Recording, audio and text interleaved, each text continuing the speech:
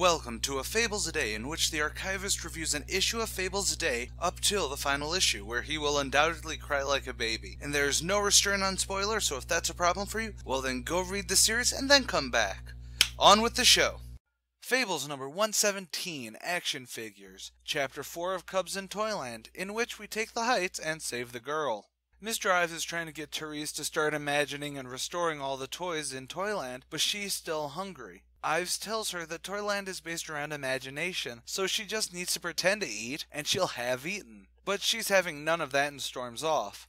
Meanwhile, it's moving day back to Fabletown, and on the shores of Toyland, Monty and Dare speak of the land, and how he can bring them all back if Therese can leave. As they talk, a giant Ranger Danger toy approaches. He's there to help Dare, because Dare would never want to go into danger alone. At Wolf Manor, Bigby is sniffing around Monty's mechanical form. Finding Dare's scent just stops cold, and then following Therese's scent, he finds that she vanishes on the toy boat. Back in Toyland, Therese tries to fly off when Ives tells her what she needs to do, but she can't fly in Toyland, so she falls on her face. Meanwhile, Dare and his little band begin to charge in to save his sister. Though valiant, Dare slips and starts to plummet down the side of the castle, but that's okay, he says, because he can fly. And finally, in the merry old land of Oz, Buffkin is back in charge of the revolution, with his usurper being staked down for treason.